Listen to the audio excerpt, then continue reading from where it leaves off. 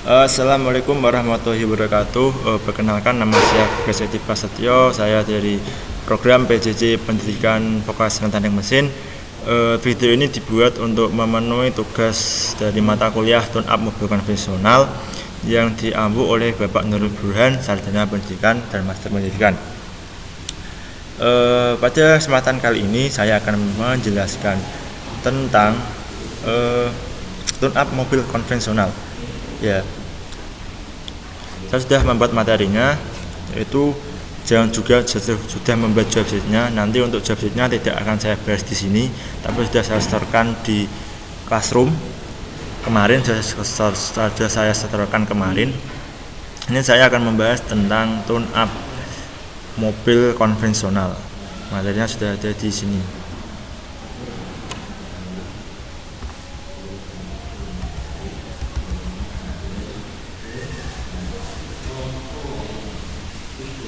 Tune up mobil konvensional. Saya mulai presentasinya dari sekarang. Tune up mobil konvensional. Apa saja ya tune up itu? Nanti tune up itu meliputi pengertian dari tune up, komponen yang diperiksa saat tune up. Langkah kerja ini sudah saya bahas, sudah saya buat di job sheet-nya itu sendiri, sudah saya kumpulkan di classroom-nya Pak Nurul Burhan kemarin. Kemudian troubleshooting yang akan dibahas pada pembahasan di sore hari ini, pada pembahasan kesempatan ini. Langsung saja, yaitu yang pertama, pengertian tune up.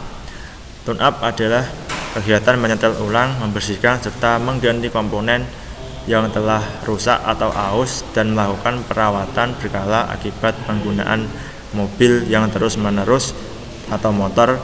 Dengan kata lain, tune up mesin adalah kegiatan untuk mengembalikan kondisi mesin mobil pada kinerja mesin yang optimal.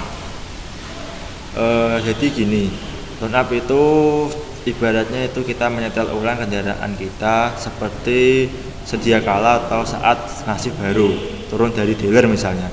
Itu dengan cara mengembalikan, ya, diservis, dan kita harus menservis beberapa bagian yang ada di mobil ataupun motor tersebut itu sendiri. Ibaratnya kalau mesin mobil atau motor yang sering kita gunakan setiap hari, itu lama kelamaan dia akan kehilangan performanya, ataupun performa mesin itu pun akan menurun karena sering digunakan untuk berjalan. Karena gesek-gesekan yang ada di mesin tersebut mengakibatkan kondisi performa mesin itu menjadi turun sendiri. Nah, maka sebab itu kegiatan atau tune up itu harus dilakukan untuk mengembalikan performa mesin itu kembali ke sedia kala, atau ibaratnya kita memperbaiki kondisi mesin agar seperti kondisi semula, seperti baru. Itu yang dinamakan tune up. Kemudian apa saja yang kita periksa, atau komponen apa saja yang kita periksa saat kita melakukan tune up itu sendiri. Nah, berikut ini adalah komponen-komponen yang kita perlu cek, atau kita harus wajib kita cek pada saat tune up itu sendiri. Nah, yang pertama yaitu komponen yang diperiksa. Yang pertama, filter udara. Komponen satu ini rentan kotor akibat pemakaian. Jika kondisinya masih bagus, cukup dibersihkan. Namun jika filter sudah aus, maka diperlukan penggantian komponen atau diganti filter. Kenapa filter bisa kotor? Karena filter itu tugasnya menyaring udara yang dari luar yang masuk ke ruang bakar itu bersih, tidak ada kotoran, debu ataupun apapun itu. Karena jika ada debu, maka kasihan nanti yang di karburator itu juga kotor. Maka dari itu digunakanlah filter ini untuk menyaring udara sebelum masuk ke ruang bakar. Akibatnya filter itu cepat kotor karena dia menyaring kotoran-kotoran udara, debu dari luar sebelum masuk ke ruang bakar. Nah, jika cara pembersihan cukup mudah, jika masih bagus dan cukup diketap saja di lantai, tak gitu aja, atau di solar kompresor itu tidak disarankan ya, tapi itu biasanya dipakai. Kemudian jika sudah rusak atau sudah rusak berat itu wajib diganti, karena kalau kita tidak menggunakan filter, maka udara bebas dari luar untuk sistem pembakaran tersebut akan mudah masuk ke ruang bakar, dan itu tidak baik untuk kesehatan dari umur dari mesin mobil atau motor yang kita pakai. Kemudian komponen yang kedua yaitu karburator atau throttle body. Selain dari filter udara tersebut, komponen yang kedua adalah karburator atau throttle body. Throttle body ditemukan pada mesin berteknologi injeksi. Kita fokusnya pada di mesin konvensional, jadinya kita menggunakan karburator. Karburator ini nanti kita bongkar, kemudian kita bersihkan, dan kita setel ulang kepada putaran mesin saat idle. Jadi setelah membongkar dari mesin karburator itu sendiri, nanti setelah dibersihkan kita akan menyetelnya lagi pada RPM yang telah ditentukan. Sepertinya sesuai buku itu 2000 RPM supaya bisa langsam. Terus ya, komponen yang ketiga yang wajib kita periksa saat tune up adalah tegangan aki mobil. Aki juga tak lupa diperiksa. Normalnya tegangan aki harus mencapai 12 volt. Jika mesin mati dan 14 volt jika mesin hidup. Maaf, ini salah. Seharusnya itu 24 volt untuk untuk mobil itu sendiri. Dan jika mesin hidup, maka itu tegangannya harus lebih dari 24 volt, 26 volt ketika mesin hidup. Itu pada aki mobil. Mohon maaf, ini salah ketik ya. Jika di bawah itu maka kondisi aki tidak dianggap sudah tidak fit lagi dan membutuhkan penggantian komponen, atau dalam arti ganti yang baru.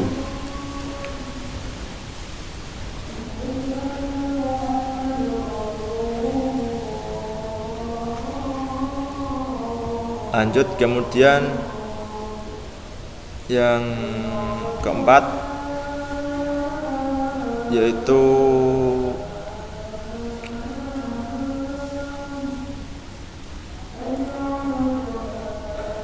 katup mesin. Seiring dengan pemakaian, celah katup akan berubah. Bagi yang masih menggunakan penyetelan manual, maka celah katup harus disetel pada kerapatan di angka 0,1 hingga 0,3 mm. Terlalu rapat atau renggangnya celahnya akan berdampak pada performa mesin.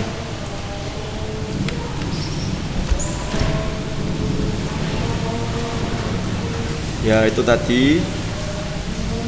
Jika terlalu rapat juga tidak baik, dan jika terlalu renggang juga tidak baik, karena akan mempengaruhi besarnya bensin dan udara yang masuk ke ruang bakar. Jika terlalu rapat, maka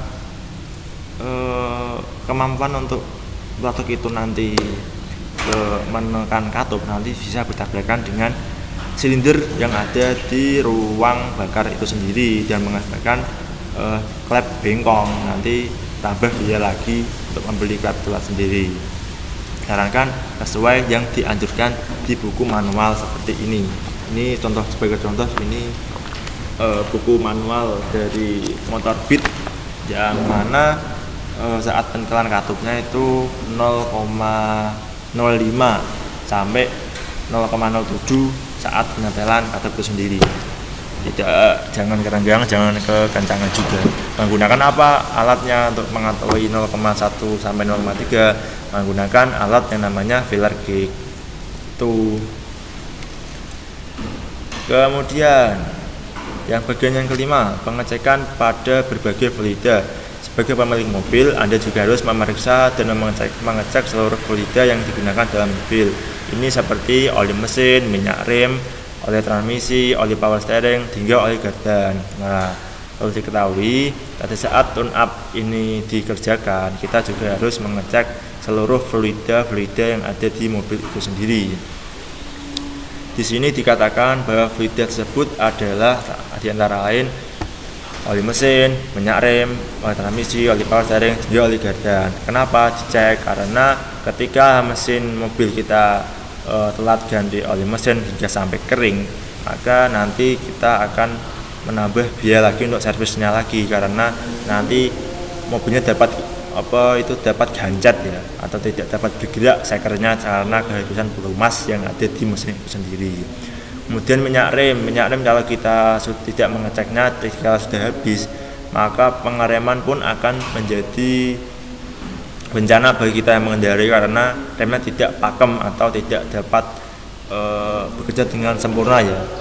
Kemudian oleh transmisi, power steering dan lain-lain itu juga harus dicek sesuai dengan yang telah sesuai standar.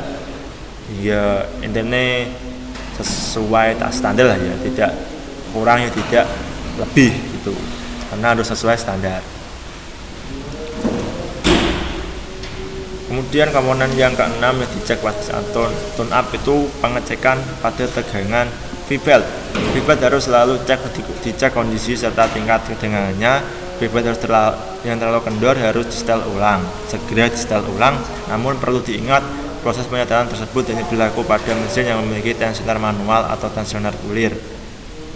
Itu caranya ya gitu. Jadi kita harus mengecek V-belt juga, karena terlalu kendor juga tidak harus segera dicek karena mempengaruhi performa dari mesin mobil itu sendiri. Nah, namun juga harus diingat proses penyetelan tersebut yang berlaku pada yang memiliki tensioner manual.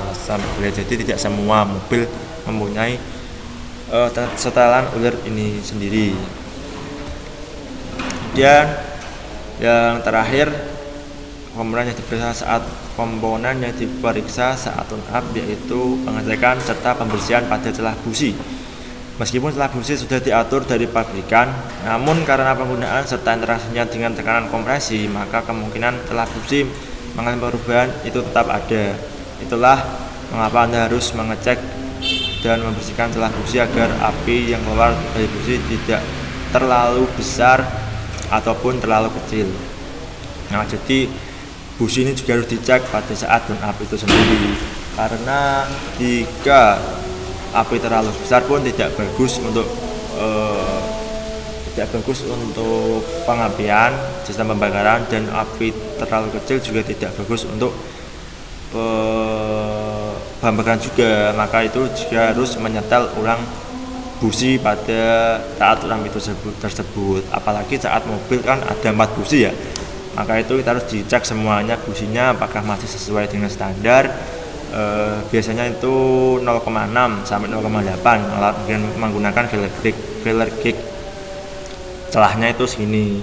Kita cek apakah masih sesuai standar atau sudah molor. Nanti kalau sudah tidak bisa diperbaiki lagi, maka solusinya harus ya ganti busi itu sendiri agar performa kembali seperti sedia kala, atau ya tidak sampai sedia kala sih, membantu pada kondisi yang optimal itu ya.